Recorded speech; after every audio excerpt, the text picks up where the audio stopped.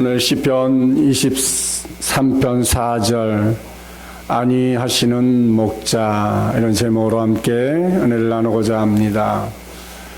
우리 23편 1절부터 4절까지 그냥 생각나는 대로 한번 우리가 읊어봅시다. 여호와는 시작. 여호와는 나의 목자시니 내게 부족함이 없으리로다. 그가 나를 푸른 초장에 누시며 쉴만한 물가로 인도하시는도다. 내 영혼을 소생시키시며 이름을 위하여 의의 길로 인도하시는도다. 내가 사망의 음침한 골짜기를 다닐지라도 해를 두려워하지 않는 것은 주께서 나와 함께 하심이라. 주의 지팡이와 막대기가 나를 안위하심이라. 아멘. 아주 잘 하셨습니다. 이렇게 어렵지 않을 때는 우리가 함께 암송을 해놓으면 언제 좋으냐면 힘들고 지치고 어려울 때 이 말씀이 나에게 힘이 되고 용기가 되고 도전이 되기 때문에 이럴 때 한 번씩 암송해 놓으면 굉장히 우리 신앙생활에 많은 유익을 얻게 됩니다. 오늘 말씀, 목자는 자기 양떼를 안전한 곳으로 인도합니다. 오늘 우리가 함께 성독했던 시편 23편 4절 말씀에 내가 사망의 음침한 골짜기를 다닐지라도 해를 두려워하지 않을 것은 주께서 나와 함께 하심이라. 주께서 나와 함께 해주셨어요. 그리고 주의 지팡이와 막대기가 나를 안위하시나이다. 오늘 말씀 속에 지팡이와 막대기에 대해서 구체적으로 설명을 하며 오늘 말씀을 마치려고 합니다. 양들을 안전하게 지켜주려면 목자에게 여러분 필수적인 장비가 꼭 있겠지요. 목자의 어깨에는 배낭이 있을 것입니다. 여기에서 목자가 먹을 점심과 물병과 또 자기 양떼들을 치료해 줄 응급처치용 이제 약품을 준비할 것입니다. 그리고 목자들의 손에는 지팡이와 막대기가 있다 이렇게 얘기했어요. 그것은 단단한 나무로 된 가늘고 기다란 지팡이 한 자루와 아주 거칠게 생긴 앞이 날카로운 막대기가 있습니다. 누구를 때리려고 몽둥이를 가지고 다니나 지팡이를 가지고 다니나 이렇게 생각되어질 것입니다. 목동들은 자기 체격에 맞는 지팡이와 막대기를 골라 가지고 평소에 던지면서 목표물을 맞추는 훈련을 합니다. 이것은 자기 자신과 양을 보호하는 유일한 무기가 되기 때문에 틈만 나면 어떤 목표물을 놓고 창 던지기를 하듯이 던지고 또 던지고 맞추고 던지고 이런 연습을 목자는 한다고 합니다. 심리학자 프로이드는 인간은 위대해지고 싶은 욕망이 있다라고 했습니다. 미국의 교육학자요 철학자인 존 두이도 인간은 중요한 존재가 되고 싶은 욕구가 있다 이렇게 얘기했습니다. 인간은 혼자 사는 존재가 아니라 여럿이 더불어 가는 존재입니다. 그러므로 무사람들의 관심의 대상이 되기도 합니다. 누구나 주위의 사람들로부터 인정을 받고 격려를 받고 칭찬을 받으며 살기를 누구나 다 원합니다. 내 존재가 무시당하며 사는 것을 원하는 사람은 이 땅에 한 사람도 없을 것입니다. 한 인간이 아름답게 힘차게 성장하기 위해서는 칭찬이 매우 중요합니다. 그리고 격려도 필요합니다. 때로는 위로도 필요합니다. 때로는 축복이 필요할지도 모르겠습니다. 인간은 다 작고 약한 존재입니다. 그러므로 누구에게나 칭찬과 격려와 위로가 누구에게나 필요한 것입니다. 그래서 우리에게는 위로의 하나님이 필요한 것입니다. 고린도후서 1장 3절 말씀에 함께 성독합니다. 찬송하리로다. 그는 우리 주 예수 그리스도의 하나님이시요 자비의 아버지시요 모든 위로의 하나님이시며. 고린도후서 1장 4절에도 함께 성독합니다. 우리의 모든 환난 중에서 우리를 위로하사 우리로 하여금 하나님께 받은 위로로서 모든 환난 중에 있는 자들을 능히 위로하게 하시는 이시로다. 하나님이 날마다 때마다 위로해 주시고 환난에서 건져 주시는 주님의 칭찬과 사랑을 받을 수 있기를 축복합니다. 첫째로 하나님은 우리를 언제나 위로해 주십니다. 안이란 히브리어 니캄이 있습니다. 이는 위로하며 격려하며 지도함 이런 말을 가리키는 말인데 위로되는 이 헬라어는 파라클레시스로서 옆에 불러 세움 받는다라는 뜻이 있습니다. 이 말은 특별히 법정 용어로서 변호하기 위해 옆에 불러 세움을 받는다. 그러므로 성경적 의미는 위로자라는 거지. 위로자. 위기 가운데 처한 자들을 돕기 위해 바로 옆에 서 있는 자를 뜻하는 것입니다. 바로 주님이 우리의 위로자가 되시고 또 우리와 동행해 주시고 우리를 지켜주시고 우리와 함께 해 주시는 분임을 우리가 늘 기억해야 합니다. 그래서 사망의 음침한 골짜기는 양들에게 그 어느 때보다도 선한 목자의 도움이 필요한 곳입니다. 근데 사망의 음침한 골짜기에서 사꾼과 선한 목자의 진가가 드러나게 되는 것입니다. 예수님께서는 요한복음 10장 12절에서 이렇게 말씀합니다. 함께 성독합니다. 사꾼은 목자가 아니요 양도 제 양이 아니니라. 이리가 오는 것을 보면 양을 버리고 달아나니 이리가 양을 물어가고 또 해치느니라. 사꾼 목자는 양도 제 양이 아니라는 거야. 자기 양이 아니니까 양을 알뜰 살뜰 보살피질 않습니다. 그저 기회만 되면 도망갈 생각하고 자기 안위만 생각하는 게 사꾼 목자는 것이죠. 요한복음 10장 13절에서도 달아나는 것은 그가 사꾼인 까닭에 양을 돌보지 아니함이라. 또 14절에 나는 선한 목자라 나는 내 양을 알고 양도 나를 아느니라. 양들이 자기 목자의 음성을 안다 그랬어요. 그 자기 양들이 우리 목자의 음성이 어떤 톤인지 어떻게 부르는지 잘 알기 때문에 목소리를 들으면 내 목자님이시 나를 부르시고 계시는구나 하고 따라가지만은 사꾼 목자가 부르면 저 목소리는 처음 듣는데 누구지? 그리고 양들이 긴장을 하고 경계를 하고 따라가지 않는다는 거예요. 양이 참 지혜롭죠? 이렇게 지혜로워야 되는데 현실적으로는 좀 덜 지혜로운 것 같아요. 그렇죠? 교회에 이단 사상이 들어오고 교회를 해치는 사람들이 들어오는데도 우리는 그걸 파악하지 못하면 덜 지혜로운 거죠.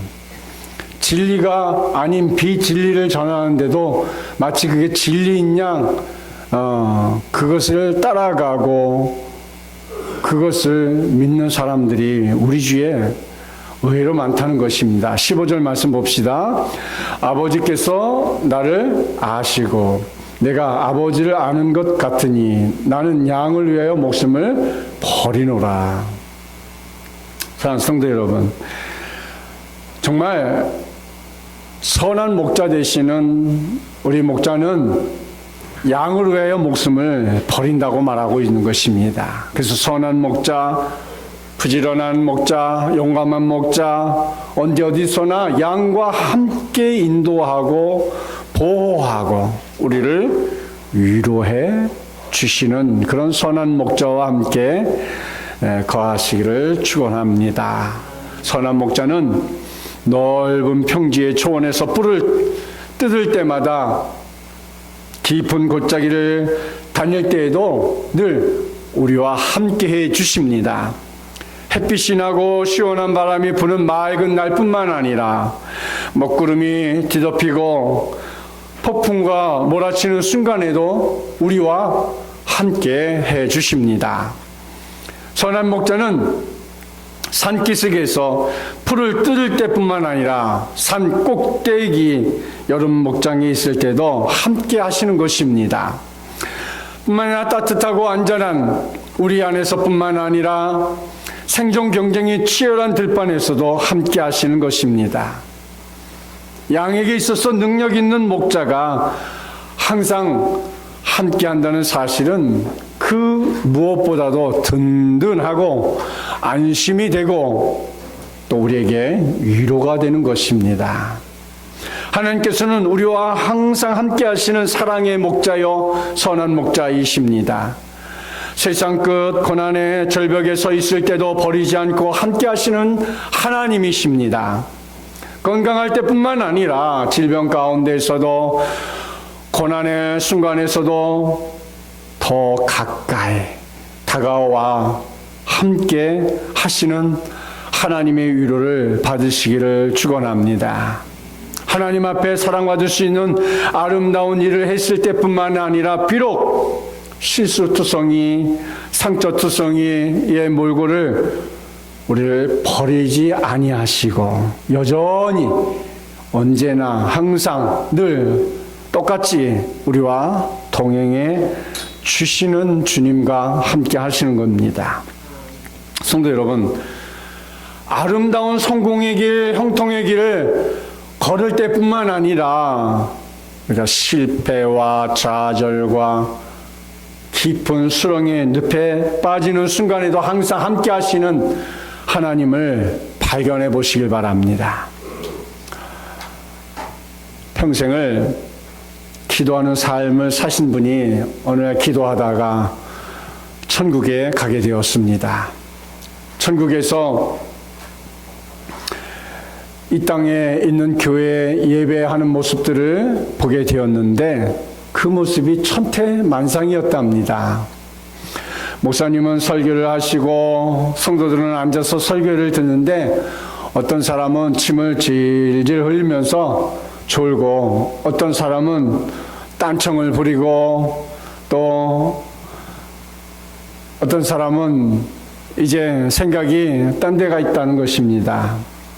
하나님은 예배 광경뿐만 아니라 성도들의 마음의 생각까지도 훤히 들여다보고 계셨습니다. 그래서 이분은 생각하기를 내가 생각해도 책망할 것이 너무 많다.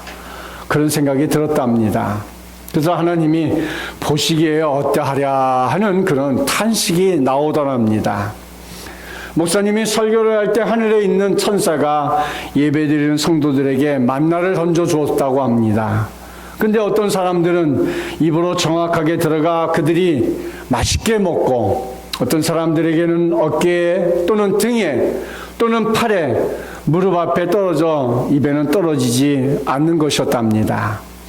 자세히 보니 받아먹은 사람들은 입을 계속 움직이는데 아멘 아멘 하는 사람들이었고 만나를 먹지 못하는 사람들은 아멘은 고사하고 다른 잡념에 사로잡혀 있는 사람들이었답니다. 그렇습니다.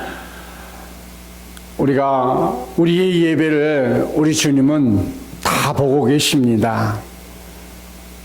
우리의 마음 자세까지도 우리의 생각까지도 아시는 주님 앞에 우리가 정말 정성을 들여 예배 드리는 건 하나님은 우리를 언제나 안위하시기 때문입니다. 두 번째로 목자에게는 지팡이가 안위해 주실 것입니다. 오늘 시편 23편 4절 말씀에 보니까 내가 사망의 음침한 골짜기를 다닐지라도 해를 두려워하지 않는 것은 주께서 나와 함께 하심이라. 주의 지팡이와 막대기가 나를 안위하시나이다. 이 지팡이란 말이 나오죠. 그리고 막대기란 말이 나옵니다. 이 지팡이란 히브리어 미시안인데 이것은 의지하는 것을 의미합니다. 지팡이는 목자에게 독특한 도구입니다. 목자들이 지팡이를 사용하는 목적이 세 가지가 있습니다. 첫째는 지팡이는 양들을 모으는 역할을 합니다. 두 번째, 지팡이는 양들을 인도하는 데 사용합니다. 세 번째로, 지팡이는 양들을 위험에서 건져줍니다. 이렇게 이 지팡이들이 아주 중요한 역할을 하는 거죠. 첫째, 지팡이는 양들을 모으는 역할을 한다고 말씀드렸습니다. 또 목자는 양들에게 손을 대지 않습니다. 왜 목자가 양들에게 손을 대지 않느냐면 사람 냄새가 나면 어미 양이 새끼 양을 거부하기 때문입니다. 그래서 목자는 지팡이로 양들을 이제 인도하게 되는 거죠. 어려움이 처해서도 목자가 가서 야, 너 거기서 빠지면 어떻게 확 들어가지고 잡아당기면 안 되는 거예요. 사람 냄새가 나면 그 어미 양이 새끼 양을 돌보지 않는다는 거예요. 거부한다는 거예요. 그러므로 새끼 양이나 소심하고 겁 많은 양들을 구부러진 지팡이로 끌어당겨서 어미 곁으로 모아들이는 거죠. 일반적으로 수줍고 겁이 많은 양들은 목자가 자기 곁으로 모아들인데 사용하는데 잘 말을 안 듣니까 이제 그 지팡이가 돌출된 부분도 있고 또 가시처럼 아픈 부분도 있어요. 그래서 때로는 그 지팡이로 양들을 톡톡 치면 아픈 부위가 맞으면 움츠리기도 하고 또 다른 길로 가려고 하다가도 목자가 인도하는 대로 오게 되는 것이죠.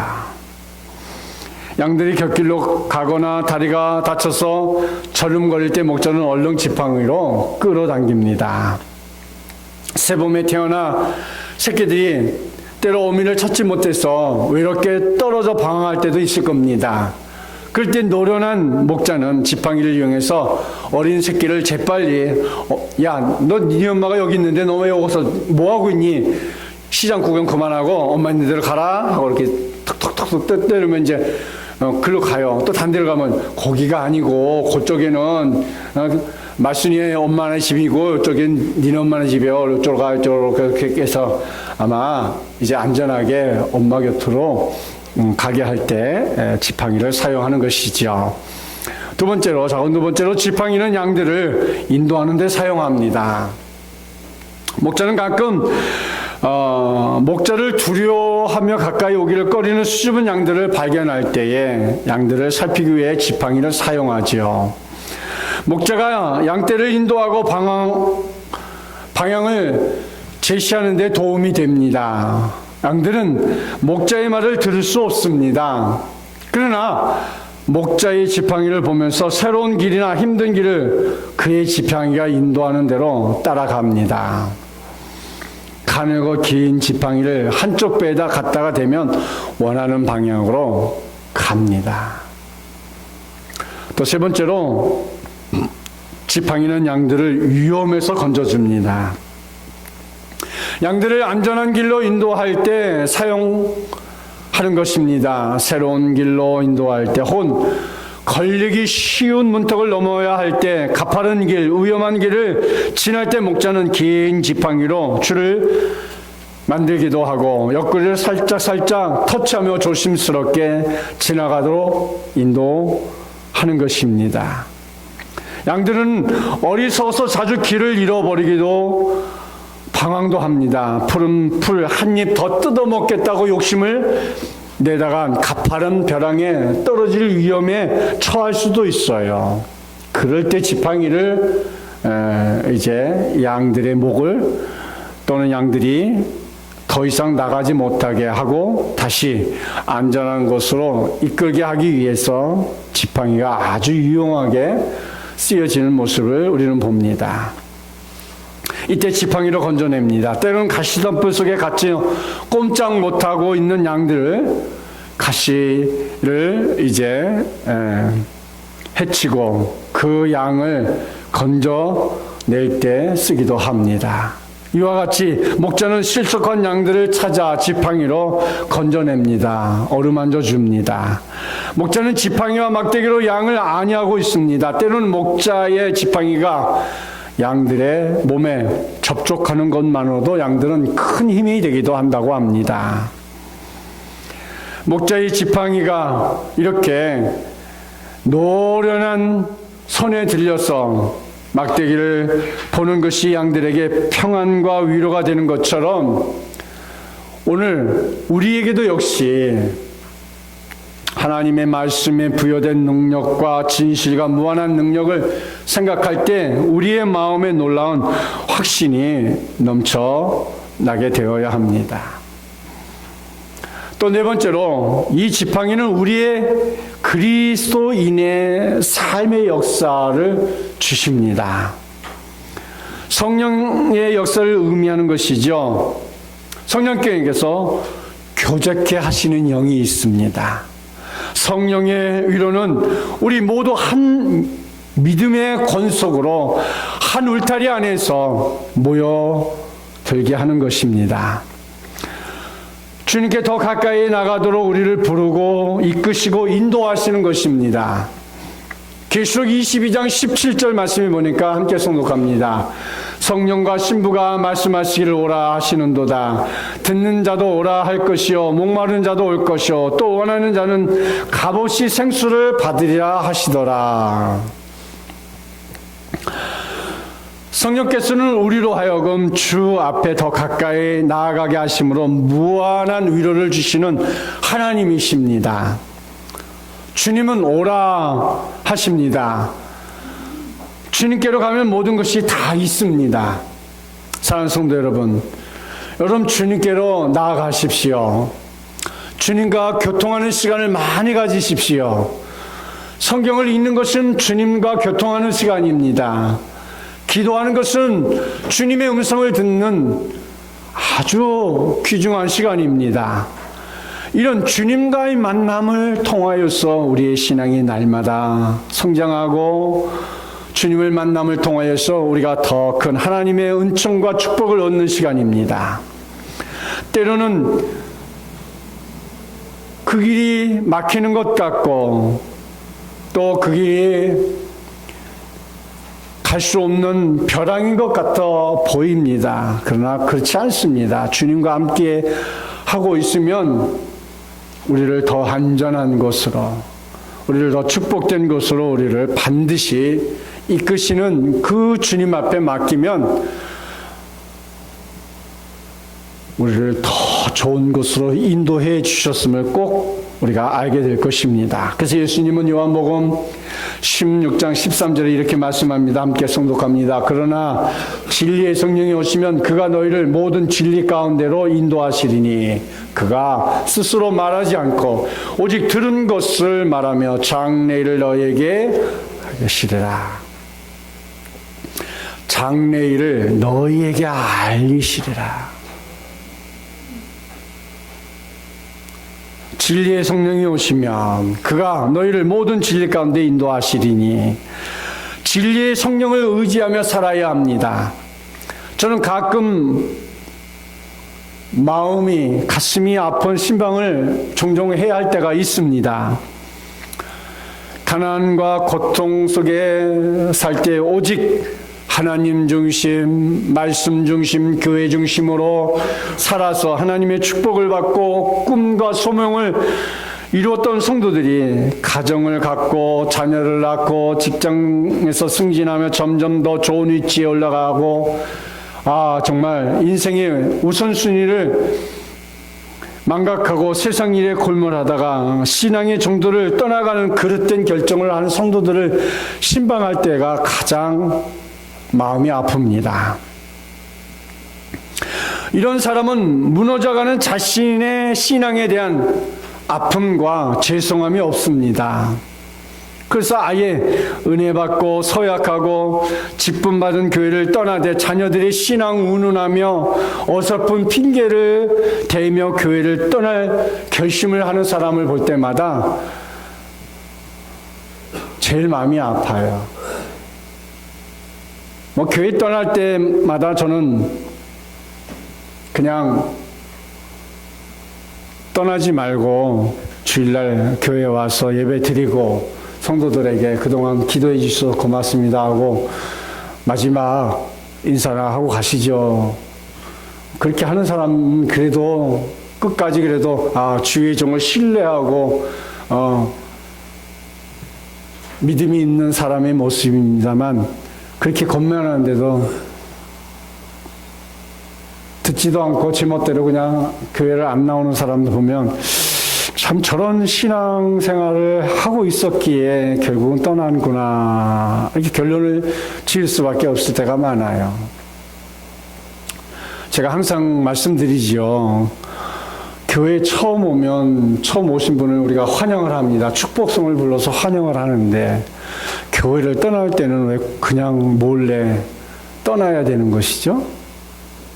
때로는 멀리 이사 가서 떠날 수도 있고 또 우리와 신앙이 맞지 않아서 다른 교회에 갈 수도 있어요.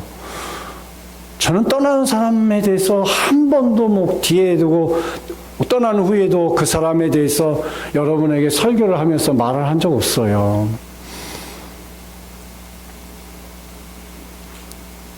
그 말해서 무슨 유익이 있겠어요? 같이 신앙생활 했으면 떠날 때도 우리가 좋게 축복하면서 떠나게 해주는 것이 우리의 도리가 아니겠어요?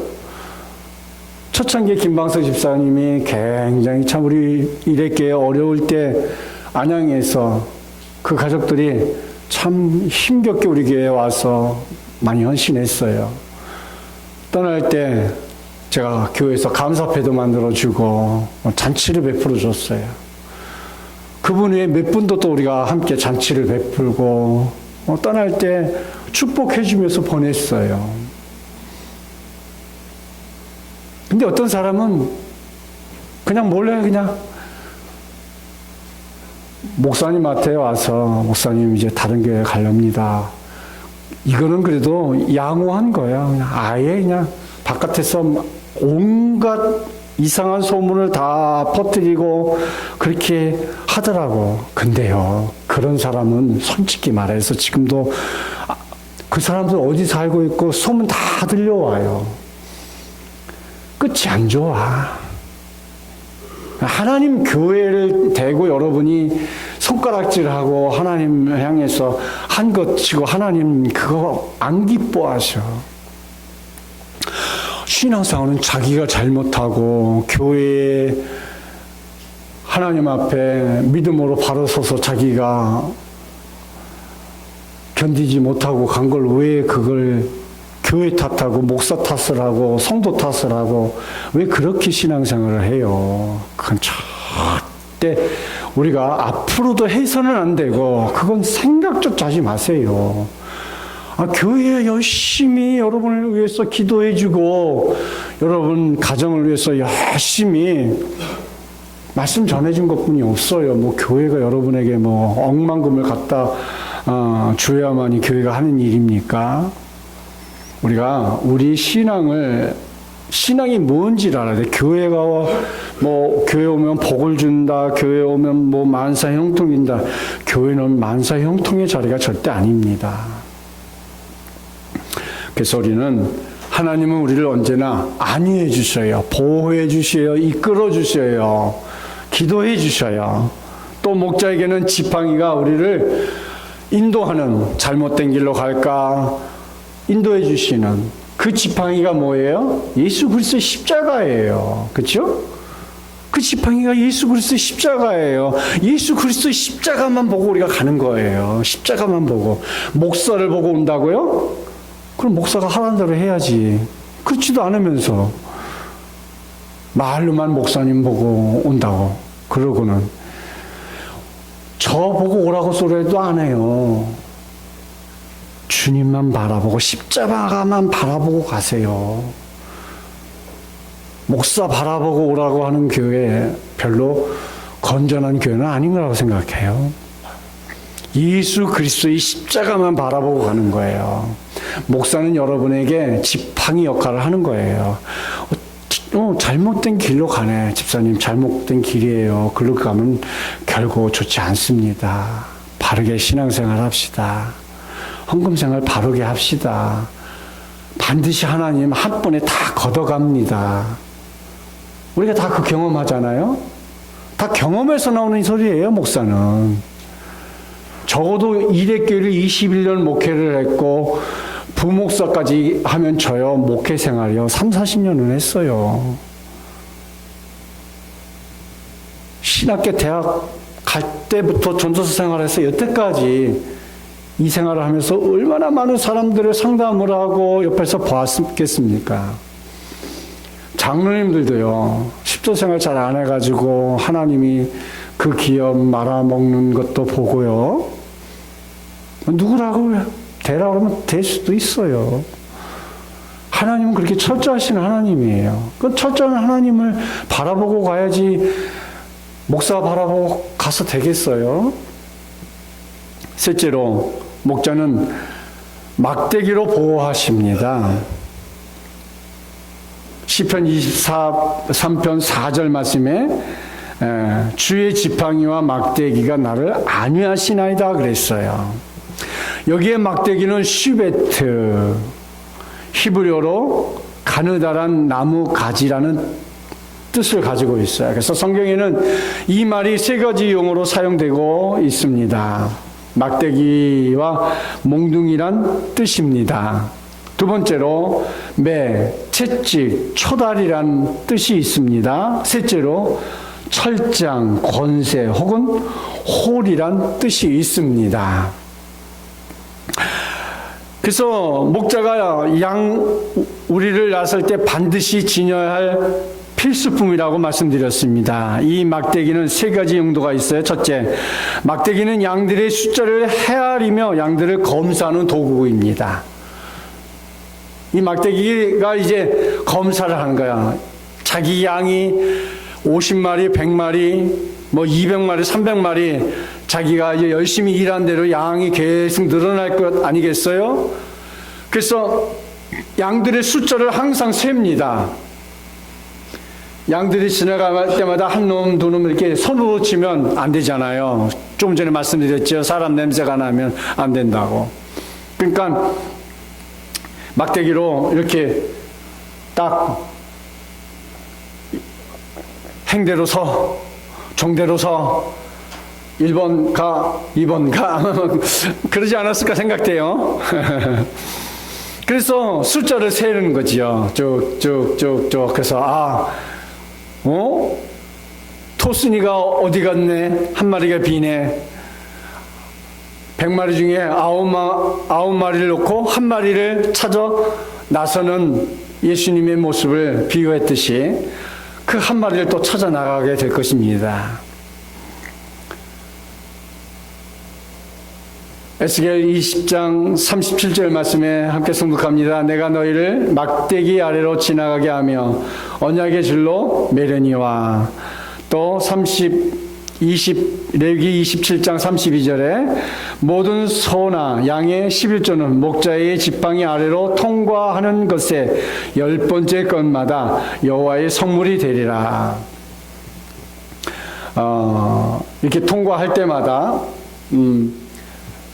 10번째 것은 여호와 하나님께 이제 성물로 드려야 하는 거기 때문에 이제 지팡이 아래로 통과하게 한다고 그랬어요. 자, 막대기 아래로 지나가게 하며 양들을 일일이 검사하고 지키고 보호하고 그것이 목자의 모습인 거죠. 모든 소나 양의 11조는 목자의 지팡이 아래로 통과하여서 10번째의 것마다 여호와의 성물로 드렸다고 했어요. 그러니까 하나님께 바쳐져야 하는 성물이라는 말씀이죠. 이것이 주인의 지배와 권세 아래 들어갈 뿐만 아니라 주님의 세심하고 치밀한 검사를 받게 되는 것이죠. 그러므로 목자의 막대기 아래 지나가는 것은 곧 목자에게 헤아림을 입고 관심을 받고 몸에 이상이 있는지 없는지 살피는 시간이 되는 것이지요. 목자는 병든 양, 건강한 양을 헤아립니다. 목자는 양들을 한 마리씩 우리 문으로 나오게 하면서 막대기를 내밀어 그 자리에 멈추어 세우고 양털을 헤집어 구석구석같이 탈이 없는지 건강한지를 보살핍니다. 그것은 모든 양들에게 하나의 안위가 됩니다. 왜냐하면 양들이 숨겨진 문제들이 나타나기 때문입니다. 자, 그럼 두 번째로 막대기는 양떼를 보호하는 도구가 됩니다. 목자는 양떼를 보호하고 지킬 도구가 필요하다고 그랬습니다. 때때로 사나운 짐승이 침범합니다. 그래서 자신의 양들을 지키는 무기가 막대기인 것이지요. 이 막대기는 곤봉의 원시적 형태로 투봉이라고도 합니다. 이것은 목자의 권세와 권위와 능력을 상징합니다. 이 막대기는 다가올 위험을 미리 예방할 때나 양떼를 혼란에 빠뜨리는 뱀이나 노략질하는 맹수를 쫓아내는 무기입니다. 적들을 막아내고 또한 미리 위협을 주어서 감히 덤벼들지 못하도록 사용합니다.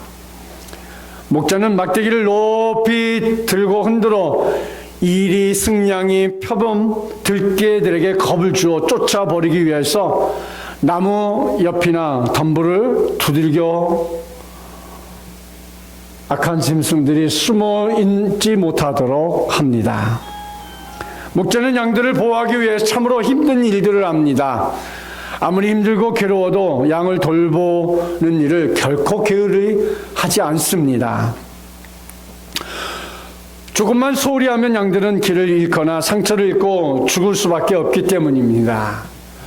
제가 시편 23편 4절까지 오늘 설교를 하고 있습니다만 제가 이 설교를 하면서 참 제가 헛목회를 했구나 많이 반성도 하고 또 이 시편 23편을 설교하면서 이제 우리 한생명 비전교회 우리 성도들 한 성도를 더 알뜰살뜰 목자의 심정으로 돌봐야겠구나 하는 것을 참 많이 깨닫고 여러분에게 설교를 하고 있는 것입니다. 야곱은 창세기 31장 40절에서 이렇게 말씀했습니다. 내가 이와 같이 낮에는 더위와 밤에는 추위를 무릅쓰고 눈 붙일 겨를도 없이 지냈나이다. 그렇습니다. 목자는 잠을 자면서도 그 손에 가까이에 막대기를 놓습니다. 야곱의 밤낮 없이 추위와 더위를 무릅쓰고 눈 붙일 겨를도 없이 양들을 지킨 것처럼 그래서 목자에게 막대기는 그들의 오른손에 있습니다. 이는 목자의 강함과 힘과 권력의 상징인 것입니다. 또 세 번째로 막대기는 훈련과 경계의 목적으로 사용합니다. 목자의 막대기는 채찍과 회초리가 되기도 합니다. 양들을 질서 있게 관리하고 다스리는 데 꼭 필요합니다. 양들이라고 해서 다 얌전하고 질서 정연하고 목자가 부르면 다 따라오고 그러지 않아요. 양들 중에는 무리를 이탈하여 곁길로 가거나 또 어떤 양들은 독초를 가까이에서 뜯어먹거나 또는 위험한 곳이 가까이 할 때 목자는 막대기를 던져 위험에 떨어지지 않게 예방합니다. 그래서 악한 짐승을 죽이기 위해서 이 막대기를 던지는 연습을 하는 게 아니고 자기 양들이 잘못된 길로 급하면 불러도 말 안 들으면 어떻게 해요? 멀리서라도 그 막대기를 창을 던져서 멀리 창을 던지듯이 던져서 위험에 빠뜨린 그 양이 그 길로 더 이상 못 가게, 그 밑에는 낭떠러지기란 걸 목자는 아니까 멀리 있는 걸 그냥 던져서 그 양이 더 이상 못 가게, 그러기 위해서 목자는 틈틈이 던지는 연습도 한다고 말씀드렸습니다. 양들 가운데 나쁜 버릇이 있어서 성질이 못된 것은 막대기로 때려도 버릇을 고쳐야 한다고 합니다. 제가 시편 23편 말씀하면서 어느 목자가 양을 심하게 때려가지고 그 양이 이제 일어날 수 없어서 며칠을 고생하고, 그래서 그 이튿날 때린 양에게 먹이를 갖다 줬더니 오히려 목자를 향해 성질을 부린 이야기를 제가 해드린 기억이 납니다. 이처럼 목자는 때로는 버릇을 고치기 위해서도 양을 때린다고도 합니다. 그렇지 않으면 양떼들이 질서가 무너지며 그들의 몸이 병들거나 죽게 되거나 상하기 때문이라는 것입니다. 욕심 많은 어떤 양은 혼자 물을 독차지하겠다고 나중에 오는 양들을 더러운 물을 먹게 하기 위해서 물을 더럽히기도 한다고 합니다. 또 제 고집을 못 이겨 다른 양들과 항상 싸우기를 좋아하는 양도 있다고 합니다. 심지어 어떤 새끼 뵌 양을 그냥 뿔로 들여받는 양도 있다고 합니다. 그래서 유산을 시키는 그런 경우도 종종 있다고 합니다. 그러니까 목자는 이런 모든 일들을 늘 관심 있게 지켜보아야 합니다. 어느 양이 새끼 뵌 양을 들여받아서 유산시키면 안 되잖아요. 얼마나 큰 손실이겠어요. 그래서 항상 세심하게 양들을 관리한다고 합니다. 일본의 신앙 여류 작가로서 빙점이란 소설로 아사히 신문 1천만행 현상 모집에 당선된 미우라 아야코 삼포능자는 당선 소감을 이렇게 말했습니다. 내가 아사히 신문의 1천만행 현상 모집에 사고를 본 것은 1962년 설날 반이었습니다. 거액의 상금이나 대략 1000매나 되는 분량이나 기성 작가도 가능하다는 광고는 나와는 전혀 관계없는 것으로 생각했습니다. 그러나 그날 밤 나는 잠자리에서 만약 내가 신문 소설을 쓴다면 어떤 이야기를 쓸 것인가 줄거리를 생각한 후 그것을 아침에 남편 미우라에게 이야기하며 응모해도 괜찮겠느냐 물어보았을 때 제 남편 미우라는 선뜻 하나님께서 함께 하시면 할 수 있을 거야 기도해 보아요 라고 했다는 것입니다. 이 말 한마디가 그로 하여금 세계적인 작가가 되게 했던 것입니다. 사랑하는 성도 여러분, 하나님께서 이렇게 우리와 동행하시며 우리를 지키시며 붙드시며 도와주실 것을 믿으며 여러분도 하나님의 위로의 하나님을 꼭 만나고 그분과 함께 하시기를 축복합니다. 결론적으로 하나님은 우리를 위로해 주시는 하나님이십니다. 성령님은 위로의 성령이십니다. 예수님도 우리를 위로하시는 선한 목자이십니다. 그는 세 가지로 우리를 위로해 주셨어요. 항상 함께 하심으로 위로해 주시고, 진리의 막대기로 우리를 위로해 주시고, 성령의 지팡이로 우리를 위로해 주십니다. 선한 목자 되신 예수님은 무슨 막대기를 들고 있습니까? 십자가로 우리를 안위하시고 계시는 거죠. 예수 그리스도의 십자가가 우리에게 위로가 되어야 합니다. 예수 그리스도의 십자가가 우리의 방향키가 되어야 하고, 예수 그리스도의 십자가가 축복의 키가 되어야 하는 것이지요. 예수님께서 십자가에서 죽으심으로 하나님의 심판을 막아주셨어요. 그래서 요한복음 10장 11절에 나는 선한 목자라, 선한 목자는 양들을 위하여 목숨을 버리거니와. 예수님은 우리를 보호하기 위해 십자가에서 죽으셨습니다. 십자가에서 우리의 저주와 사망과 심판을 홀로 받으신 것입니다. 그러므로 이제 우리에게 저주와 사망과 심판이 없게 되었습니다. 우리 사랑하는 성도님들, 한 주간도 예수 그리스도의 십자가로 말미암아 우리를 안위해 주시는 그런 선한 목자 되신 주님과 함께 동행하시기를 축원드립니다.